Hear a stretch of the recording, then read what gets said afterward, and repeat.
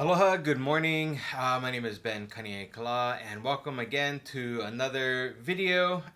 We have completed 10 videos on step one that you can find on our YouTube channel at Phoenix Rising Addiction Center. So we've already completed step one. We're going to start our step two series out of the 12 and 12. And I'm going to continue sharing with you my experiences, my own professional experiences with you, and how the steps can be used for anyone, not just an alcoholic or a drug addict, but probably addressing one of the biggest problems that we don't ever address or really think of as probably the biggest addiction that there is in the world, which is the addiction to our thinking.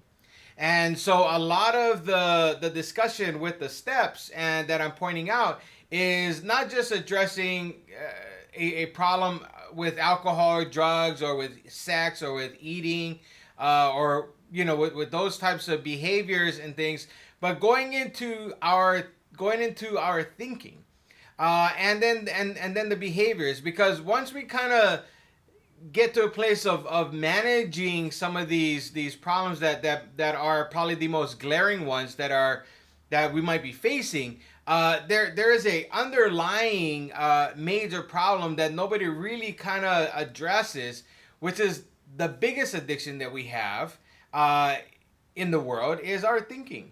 So I'm going to reference that a lot in my video series in discussing the steps that we're going to dig into more than just alcoholism, drug addiction, sex addiction, gambling addiction, eating addiction, or food addiction, or whatever it might be, or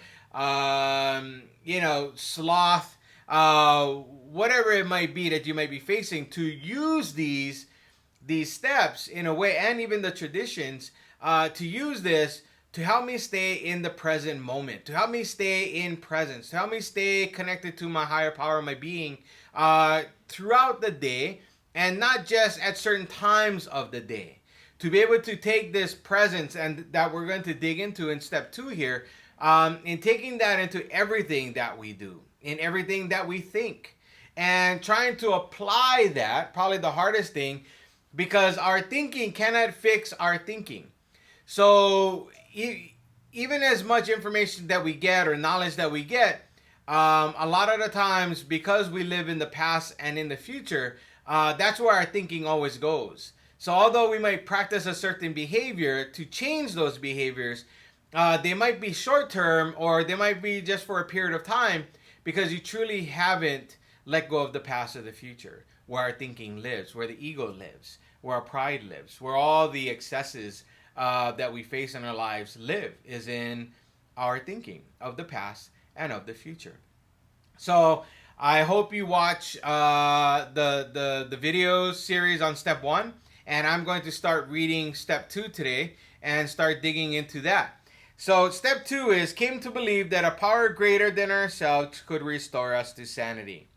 The moment we read step two, most newcomers are confronted with a dilemma, sometimes a serious one. How often have we heard them cry out, "Look what you people have done to us. You have convinced us that we have a problem and that our lives are unmanageable. Having reduced us to a state of absolute helplessness, you now declare that none but a higher power can remove our obsessions. Some of us won't believe in this higher power or God, others can't. And still others who do believe that God exists have no faith whatever. He will perform this miracle. Yes, you've got us over the barrel, all right, but where do we go from here?" So came to believe that a power greater than ourselves could restore us to sanity. So in step one, we've acknowledged that, okay, here's this glaring problem. Here's a problem. It's created unmanageabilities in my life in regards to what that is. And everybody's one, there could be a lot of similarities. There could be some differences in regards to certain behaviors. But there is a admission of complete defeat, a surrender that's done in step one, in acknowledging that there is some sort of a problem going on that's starting to impact not just myself personally, it's starting to impact my job, it's starting to impact my family, and maybe we're not even aware of how our particular problem or something that we're struggling with is actually impacting other people. A lot of times when we're so caught up in ourselves and in our thinking and in our behaviors, we can't see anything else. So until we get sober or until we clean up or until we ask for some help or we get some help, we won't truly see the impacts of what we've done on other people. So when we come into step 2 and coming to believe that some sort of a power greater than yourself, whether it's the one that you grew up with or whether the one that you don't believe in, there has to be some type of a power or a being or a presence that is that you can start building and working upon this power greater than yourself, and that this power, whatever that might be, can actually restore me to some sanity, restore my my unmanageability in regards to my thinking and my behaviors to some sort of manageability of some sorts. And when it comes to alcoholism and drug addiction, a lot of the times people in recovery think that just the not drinking and using is enough. And it is enough. It's a big deal to not drink and use drugs, to learn how to be able to cope and to deal with the life on life's terms without alcohol and drugs or any other type of addiction is a big ordeal. And I'm not trying to minimize that or anything like that. That is a big deal. But once we get past that hurdle, as they're pointing out here, now that I've stopped, now you want me to believe in this power greater than myself, or to find or come to believe in a power greater than myself, and for people who are in a 12-step program, that usually is a few things.